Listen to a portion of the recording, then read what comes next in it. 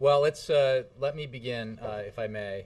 I wanted to mention this yesterday and forgot, and I just wanted to offer my condolences to Tony Blankley's family.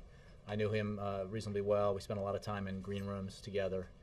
A very decent gentleman and smart man who served both the Reagan administration and then Speaker Newt Gingrich well, and we will miss him. I will personally. I would also like to say a few things about the American automobile industry. Yesterday, the North American International Auto Show kicked off in Detroit, Michigan, with companies unveiling their new vehicles and folks eager to get their first peek. Transportation Secretary Ray LaHood was on hand for the opening events, and Commerce Secretary John Bryson, Energy Secretary Stephen Chu, EPA Administrator Lisa Jackson, and the Labor Department's Director of the Office of Recovery for Auto Communities and Workers, Jay Williams, are all taking part in auto show activities this week. The auto show is a reminder to me, and I'm sure to you, of the fact that in the face of stiff opposition, the President made a tough choice to help provide the auto industry with the temporary support it needed to rebuild their companies and get moving again. This was a difficult decision, and it came with significant risk, but the President was not willing to walk away from those workers and to allow the great American automobile industry disappear. Today, that industry is coming back, creating jobs and moving cars off the line. Last month, the automotive industry added nearly 11,000 positions, bringing the total number of jobs added in the fourth quarter of 2011 to 36,000. The industry added 100,000 jobs over the course of 2011. In December, we saw auto sales climb for the 7th consecutive month, and the big three, Ford, GM, and Chrysler, all saw sale increases for December and the year as a whole. Since Chrysler and GM emerged from bankruptcy in June of 2009, the auto industry has added back more than 170,000 jobs, the best period of job growth for that industry in more than a decade. I would also note that, as many of you know, that one of the positive signs we've seen of late, among other positive signs for the economy, is the growth in manufacturing. And while the automotive industry makes up 5% of manufacturing in this country, it is responsible for 25% of that rebound in manufacturing. So another reminder of why it was so important to make the decision the President made to rescue the American automobile industry a few years ago. With that, I will go to the Associated Press. Jim. Thank you, Jay. I wanted to go back to yesterday's surprise personnel announcement.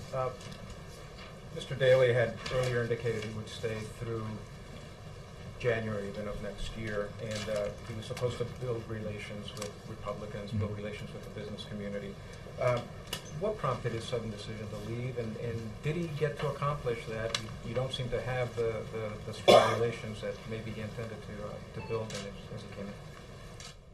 First of all, Jim, I appreciate the question, and I think this is a case where it's important and accurate to take at face value what Bill Daley said in his letter of resignation to the President, and what the President said yesterday in announcing this transition. 2011 was an extraordinary year.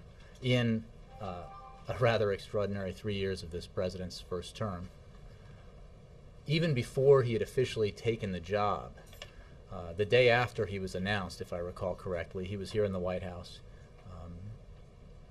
doing some paperwork associated with taking over as Chief of Staff when the news came that there had been a shooting in Tucson, Arizona. He found himself in the Situation Room with the President as that terrible news unfolded. And from that day on, Bill Daley proceeded to help the President navigate an extremely event-filled and difficult year for Washington and for the country. A year that included the Arab Spring, events in Egypt and Libya and the rest of the Middle East, the tsunami and earthquake and tsunami in Japan, a near government shutdown, a extraordinarily impressive and important mission to remove Osama bin Laden from the face of the earth. The very tough negotiations with Congress over the debt ceiling increase and deficit reduction that resulted despite not achieving the grand bargain that the President and Bill Daley sought so aggressively, nevertheless locked in $2.2 trillion in deficit reduction. In the fall, he helped oversee the President's American Jobs Act proposal, which by the end of the year resulted in several provisions passing, including most importantly the extension of the payroll tax cut and unemployment insurance. These jobs are difficult. People talk about how a year in the White House and the West Wing in particular is, you can measure it in dog years. This one was particularly jam-packed, and as the President said in his announcement in the State Dining Room, but also to us in a staff meeting, in a senior staff meeting, he is extremely grateful for Bill's leadership and for his friendship. What does it mean about the White House's outreach to the business community, though, and to Republicans? He seemed to be your best opportunity to do that. What does it mean going forward? Going forward, with Jack Lew at the helm, we have someone who for decades has had excellent relations with both Democrats and Republicans, is broadly respected throughout Washington for his service in the House of Representatives, for then Speaker of the House, Tip O'Neill, for his service in the Clinton administration, as well as his service here at the State Department and as director of OMB. I think if you ask any member of Congress, Republican or Democrat, who's dealt with Jack Lew, they will testify to the fact that he is a total straight shooter and knows how to work with both members on both sides of the aisle. And he also, to the point about business, has got a lot of respect in the business community. So there is continuity in that respect. And the President, as I've said and he has said, is absolutely committed to working with Congress this year to get more accomplished for the American people. And we remain optimistic that opportunities will present themselves to do just that. There are things that have to get done, like the extension of the payroll tax cut and extension of unemployment insurance for the full calendar year. There are other things that really should get done if members of Congress are listening to their constituents. Putting construction workers back to work, rebuilding our infrastructure is a key component of the American Jobs Act that could really help our economy, help folks who are out of work now go back to work, rebuilding our bridges and highways and schools and other things, and working on projects that help our economy grow well beyond the duration of the project they're working on. So Jack Lew will be intimately involved in that process. I think it is, while it was, as the President said, a surprise that Bill decided that this was the right time for him to go back to Chicago, a town he loves dearly, as does the President. If I could digress, I mean, I don't think there's another family like the Daleys more closely associated with a great American city. So the connection there is extremely strong. And while this was a surprise for the President, the fact is it is because he has somebody like Jack Lew who can step right in and fulfill the Chief of Staff's role that we will not miss a beat here in the West Wing. You mentioned continuity. How quickly do you want to, does the President want to get a new budget director, and how do you get over a confirmation hump given the toxic environment with Congress? Well, I don't have any announcements to make on Jack's replacement at OMB. He will be staying there to finish the 2013 budget. In addition to Jack, there is a very talented team, senior team there at the OMB that will function as effectively as they have under his leadership after he's gone. And once the President makes a decision about leadership at OMB, we'll have an announcement for you. But does he want to have somebody in shortly after the budget? Again, I don't have before the payroll tax? I don't want to go any further than I have. I don't want to get ahead of any announcement the President might make. Let me move around. Mike. Thank you. There was a GAO report that came out the other day, and one of the conclusions that it found was that in the press releases the Treasury has put out regarding the TARP, it tended to highlight areas. Regarding the what, sorry? Regarding press releases put out by the Treasury regarding TARP. TARP, okay. That they tended to highlight those areas where TARP was making a profit, if you will, bringing money into the government, but not the areas where the TARP was losing money for the government. Do you have any response to that? I'm not aware of the report, Mike. I think we've been very straightforward about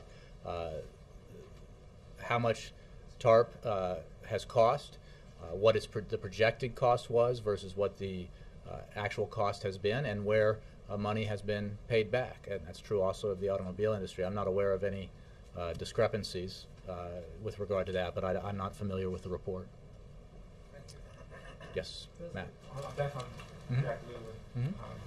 Does the president have a short list, or do you have a time frame in which he will come up with a short list for a successor for Jack Lew? I have no announcements on that, and no estimation of the length of the list for you. I'm sure there's a list. Would the president consider a recess appointment, using a recess appointment in light of the likely Republican opposition? I'm not going to speculate on that. Right. And one last, there are reports that the president plans to create a government task force to monitor China for trade and other business violations, and that he plans to announce this around the time of the State of the Union address. Can you confirm that? I don't have any announcements today on any new administration task forces or efforts on that issue. What I can tell you is that we will continue to work to take the steps necessary to level the playing field for American workers and businesses. You've heard the president speak about this repeatedly, and he did so on his trip to the Asia-Pacific region not that long ago, where he made it clear that he will continue to stand up for American workers and businesses. As you know, Secretary Geithner is in Beijing today, and that is part of our constant discussions with China, as well as our friends and partners in the region, about the importance of the Asia-Pacific region and the importance of our economic relations with that region. Yes, sir. The Iranians apparently have confirmed to the Swiss, who are protecting power, that they've sentenced the American captive to death. Has the administration heard anything? Have you responded, and how, to the Iranians through the Swiss? What's new? Well, I don't have anything new for you in terms of communications through the Swiss from us, but we our position is what it was yesterday, which is that the charges, the allegations against Mr. Hekmati are false.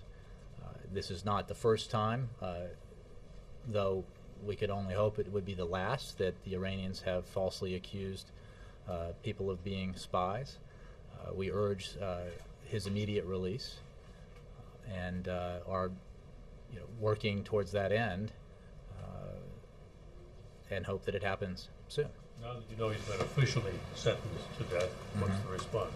Well, that is the response. It's absolutely the allegations are false. The sentence is absurd and wrong, and we urge his release. Ken. Jay, next week King Abdullah comes to the White House, and it won't be his first visit. They'll be talking about the efforts to jumpstart the Middle East peace process, we presume. Again, not the first time they've talked about that. Will there be any new approaches this time? What will they try this time that they've not tried before?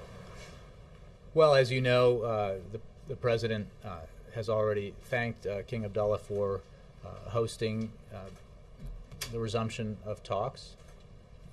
They will obviously discuss that issue. They will discuss the king's efforts at reform in Jordan, and they will discuss the host of issues affecting the region. So it won't be limited simply to the Middle East peace process, although that will certainly be part of it. I don't have anything new to report about our approach to that very difficult issue. Our commitment to doing everything we can, working with our partners to urge both sides to come together and negotiate a peace remains very strong.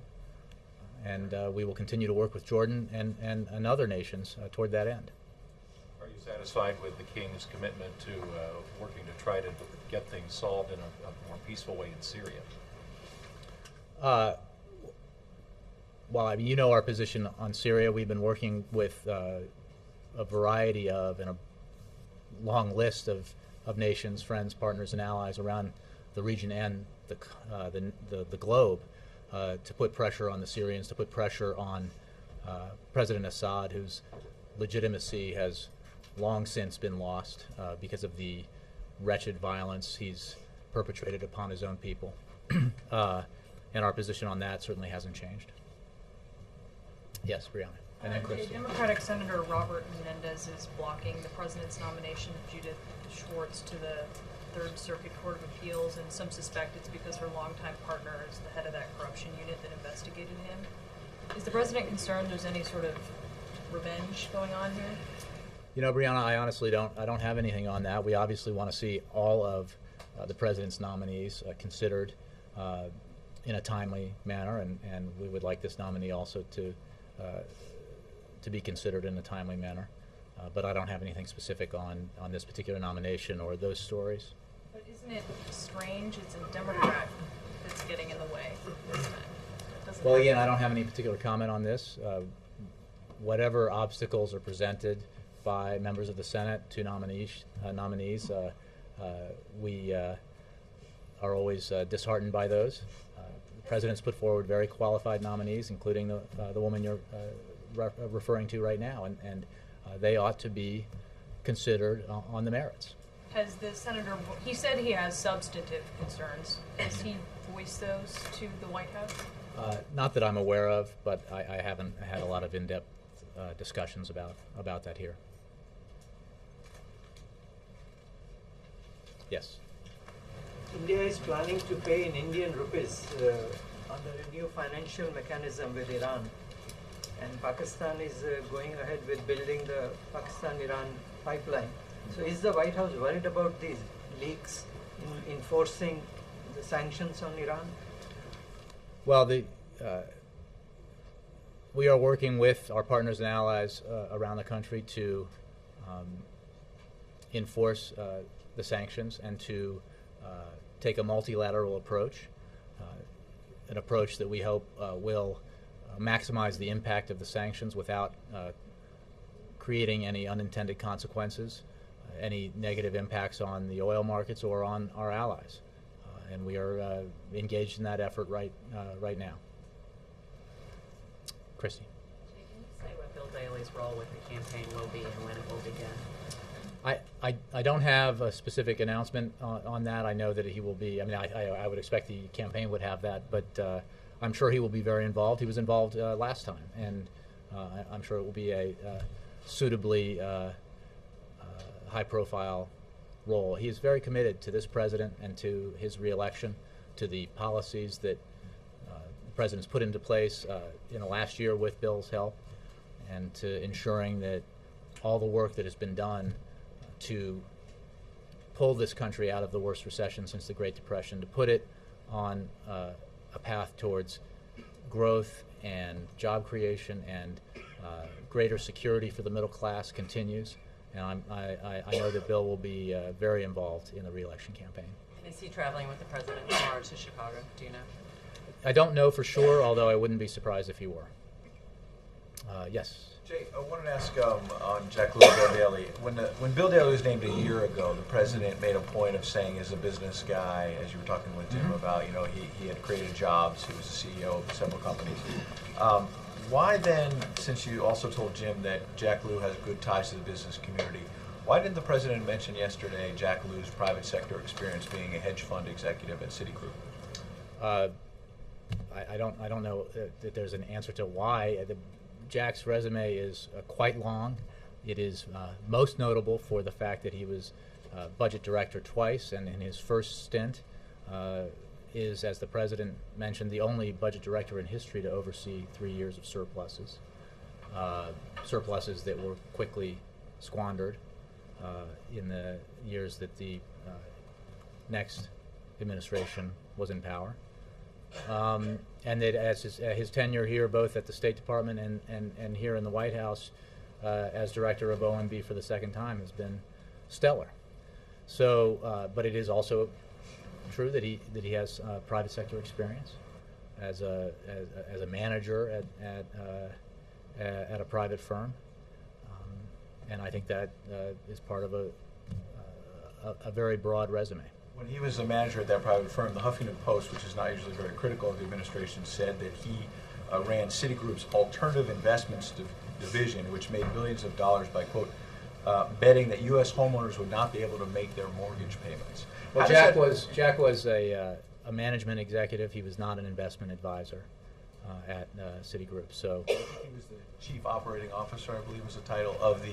But again, he was not an investment advisor. He didn't make investment advice. But how does that, running a business like that, or helping to run a business like that, how does that square with what the president's been talking about with Richard Cordray, and the administration is going to be really tough on the big banks when the new White House chief of staff is somebody who used to be at one of those big banks? Ed, I would suggest to you that you're tilling very fallow ground here, but I appreciate the effort. We believe very strongly in the fact that the American financial industry needs to be successful and robust. It's an important part of the American economy.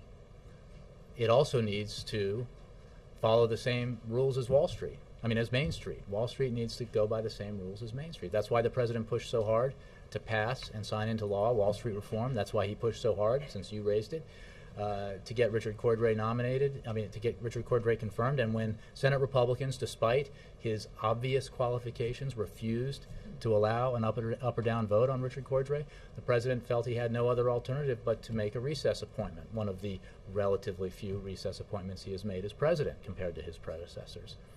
Because this country needs, the middle class here in this country, folks who engage with non-bank financial institutions like payday lenders and non-bank mortgage brokers and things. They need somebody here in town watching out for them, looking out for their interests. So the president is absolutely committed to the mission that CFPB has and to the mission that Richard Cordray specifically has. Yes? How will Jack Lew and Pete Rouse split up their duties? I think we will wait until Jack takes over as chief of staff, which will not be before the end of the month. He has some loose ends to tie up as OMB director, and he will obviously make some decisions about how his office is structured going forward. But Pete is an invaluable senior advisor to the president. His role under Bill Daley was highly effective in terms of helping the operations of the West Wing run smoothly. And I am very confident that Pete will continue to be, one of the most valuable players here in the West Wing. And I know that the transition is still taking place, but has it been determined who the point person for Congress will be at this point? I'm sorry, for what? For Congress, who will be the lead person? Who will we see sort of leading, when we revisit the payroll tax cut debate, for example? Who will take the lead on that? I mean, we have a variety of folks who engage in that, but we do have our head of legislative affairs is Rob Neighbors, who, speaking of most valuable players, might be my top vote getter. But so he will, as he has, take the lead in that effort. But I mean, Jack Lew as the chief of staff will obviously have a large role as well. Well, no question, and it's important to remember in terms of Jack's legacy at OMB is that he was intimately involved in that process last fall, and in December to bringing that agreement finally to fruition with Congress that allowed for the extension of the payroll tax cut to make sure that 160 million Americans didn't see a tax hike as a New Year's Day present.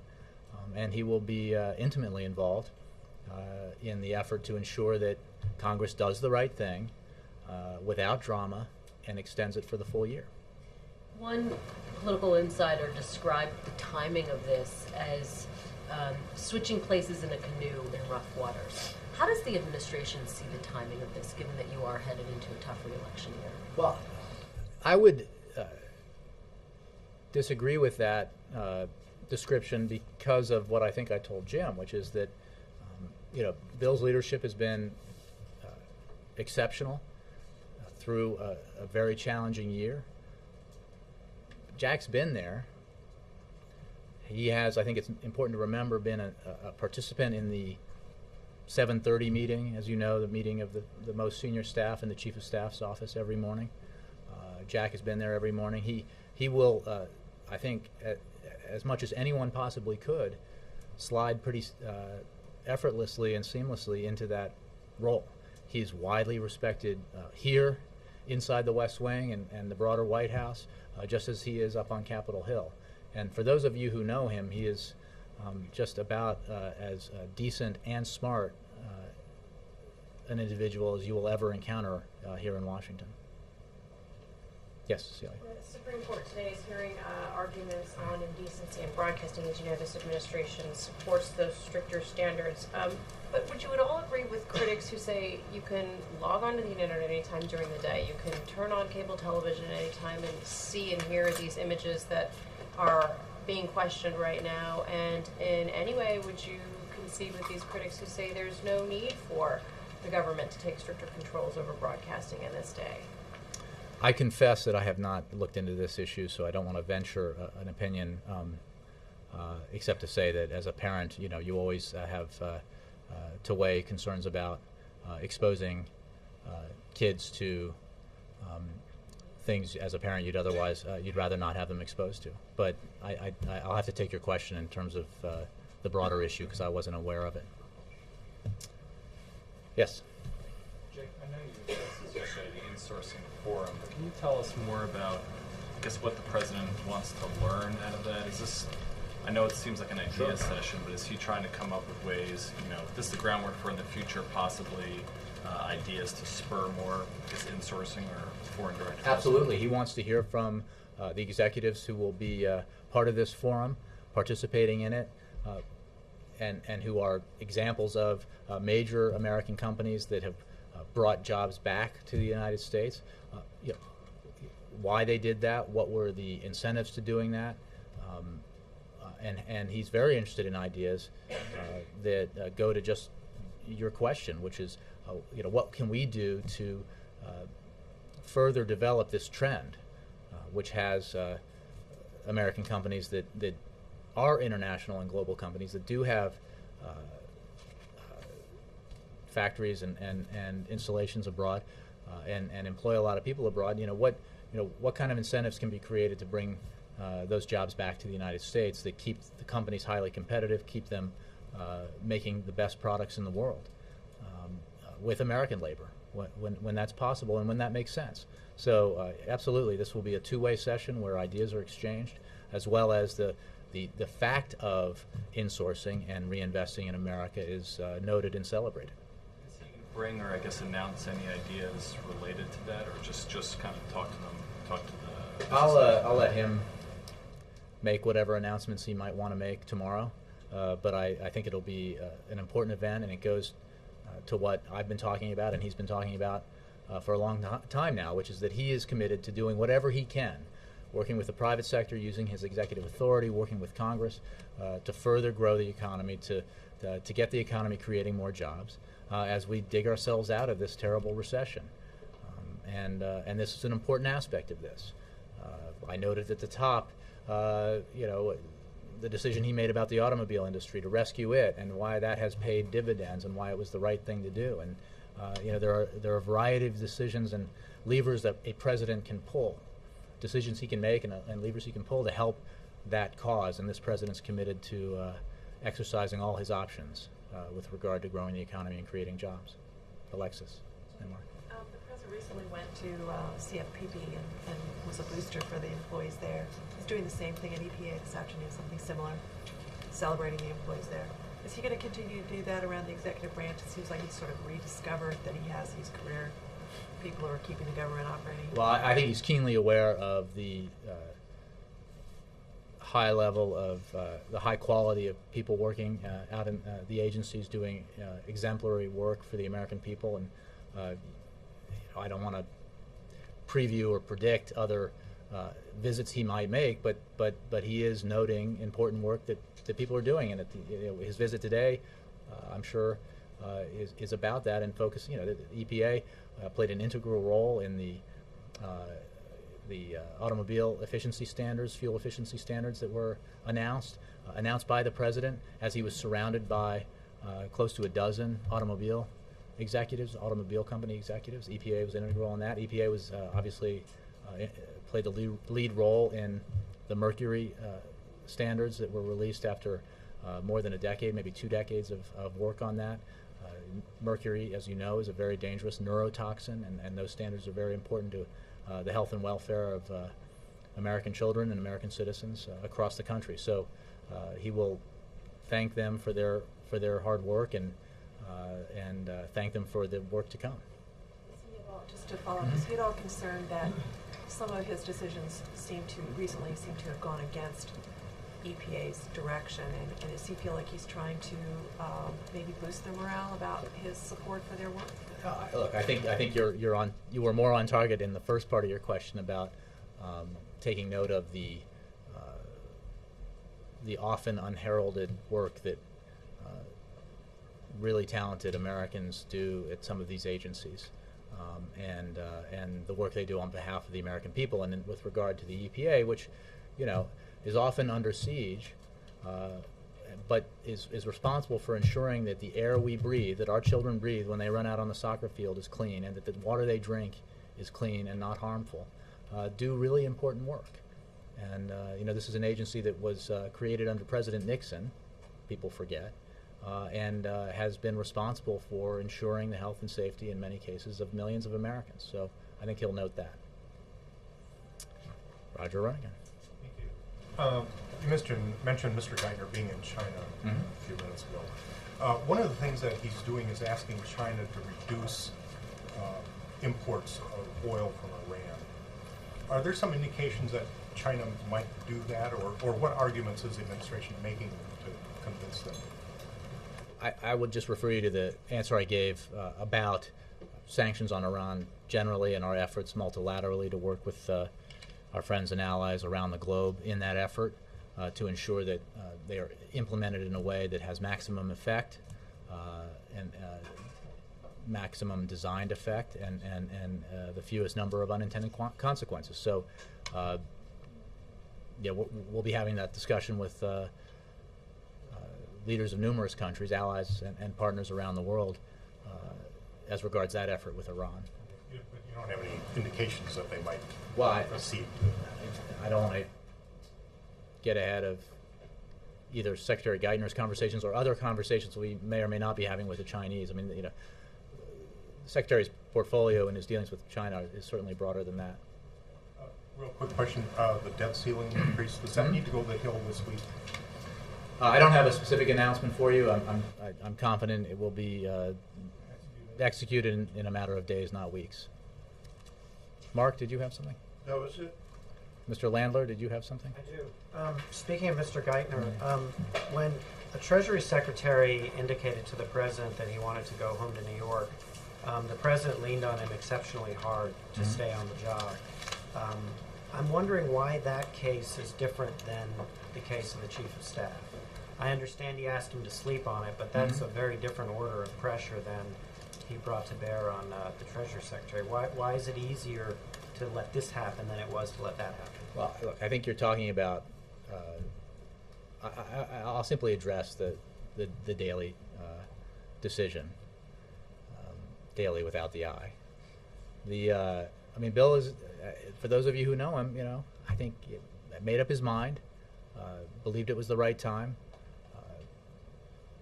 And yes, the President did ask him to reconsider, to sleep on it, to think about it, and they would talk again the next day. But Bill had made his decision, and the President respected that, and he understood,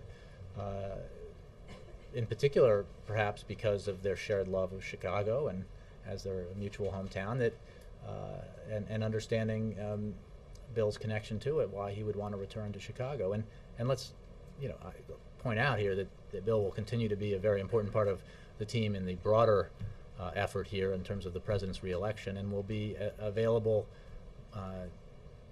to give advice to the President. And I'm sure, as the President noted, he will be calling Bill for advice going forward. But I think the Bill was very clear about what his decision was. It would have been the President's clear preference for him to stay through this year. I think we've established that the President was surprised but completely understood Bill's decision, and was gratified by the fact that both he and Bill had the same thought, which is that Jack Lew would be an excellent successor to Bill as Chief of Staff, and gratified by the fact that Jack Lew was, if you will, standing by and ready to be able to take on those responsibilities and to do so seamlessly. But just one last question on this. Did the President make a sort of a persuasive, impassioned case to Mr. Daley? You know, this is why we've got so much left to do together. Please think about staying on. I know you may not love it, but anything like that? I don't have a further readout of that private conversation or conversations because there was more than one. I mean, I think we've unveiled the TikTok with a fair amount of detail, but I don't have any more for you. Ann, yeah. Is the President concerned that any other senior members of the administration might choose to leave during this year? Has he done what some of his predecessors have done, asking senior staff, senior cabinet level people to stick with it for an election year to bring continuity, keep continuity for the administration? Look, I don't think the President is concerned about staff turnover. He knows that everybody here is committed to this enterprise, to helping the American people, helping him help the American people, helping him do what he can do as president to grow the economy and create jobs and keep Americans safe, both here and abroad. Transitions are an inherent part of, as you know, Ann, you've covered several White Houses, you know that the transitions are a part of it. These are demanding jobs. I mean, think about what flows through the corridors and offices here. Every, decisions of enormous global impact are made every day, and the pressure is significant. The privilege is profound, but these are not jobs that people occupy for long periods of time. That's always been the case, and especially in this White House, where the chiefs of staff, in all cases, have been and will be empowered and have significant portfolioos and responsibilities. These are tough jobs, and the President appreciates Bill's service just as he greatly appreciated Rahm Emanuel's service. Isn't that exactly the point, that because of the sensitivity and the import of these jobs, if the top person in a presidential campaign leaves, it's interpreted as a problem with the campaign or disruption? Is that not applicable to the White House? I don't think it is, and because of the kind of team that this President has assembled that allows for this transition, which I accept is a big one, it's the Chief of Staff, but allows for it to be as smooth as it will be because of the exceptional qualifications and temperament that Jack Lew brings to this job. So I think this will be exceptionally smooth and seamless. And I think that's because of the way that Bill has effectively been Chief of Staff, or the way that the President has dictated to his senior staffers how they ought to conduct their business, and because of the kinds of men and women the President has surrounded himself with. I just ended a sentence with a preposition. That's all right, we'll forgive you if I could ask one two-part question. NPR. Speaking of transitions, what can you tell us about the Domestic Policy Council? I can tell you that the President has asked, and she has accepted, Cecilia Munoz to be the next White House Director of Domestic Policy. Cecilia, as you know, has served as the Deputy Assistant to the President and Director of Intergovernmental Affairs, where she has overseen the Obama administration's relationships with state and local governments. As IGA Director under Valerie Jarrett, Ms. Munoz leads a partnership between federal, state, local, and tribal governments that Governing Magazine described as, quote, more prominent and responsive than it ever was, citing praise from local and state elected officials from across the political spectrum. Cecilia has enormous experience and brings a great deal of policy knowledge and intellect to this position. The President is greatly appreciative of the fact that she's willing to take on this important job. Anybody? Just to follow up. You again? Go ahead. 3 in 1 day, let me go. Do you think this will help, I guess, outreach to the Hispanic community, considering her prior role? I think Cecilia is the best person for the job, and she has done great work at IGA.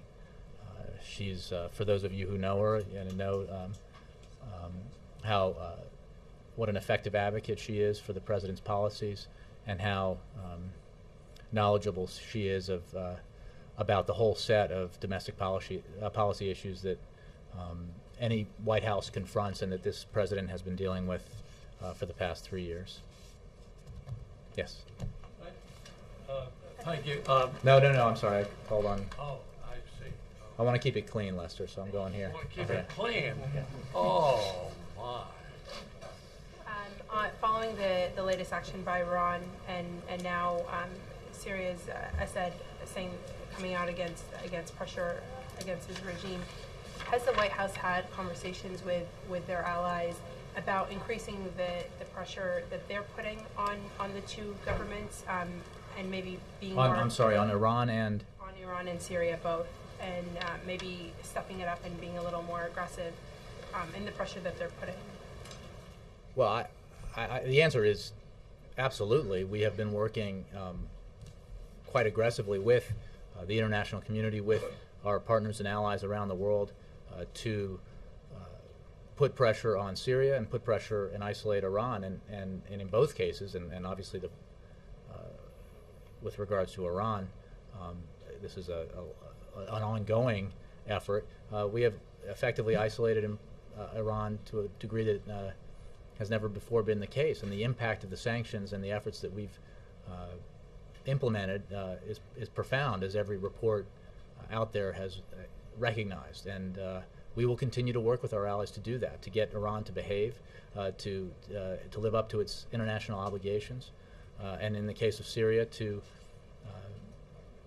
pressure President Assad to cease the violence against his own people and to step aside so that the Syrian people can have the democratic transition that they demand and deserve. These talks include military action?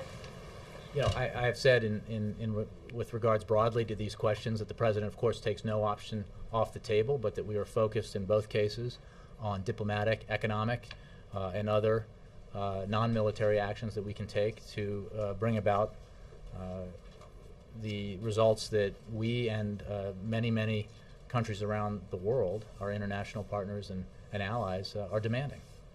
My last question is, a lot of people in the region are wondering what more it can take from these regimes to do to, I guess, see a military or strong response from the U.S. and its allies.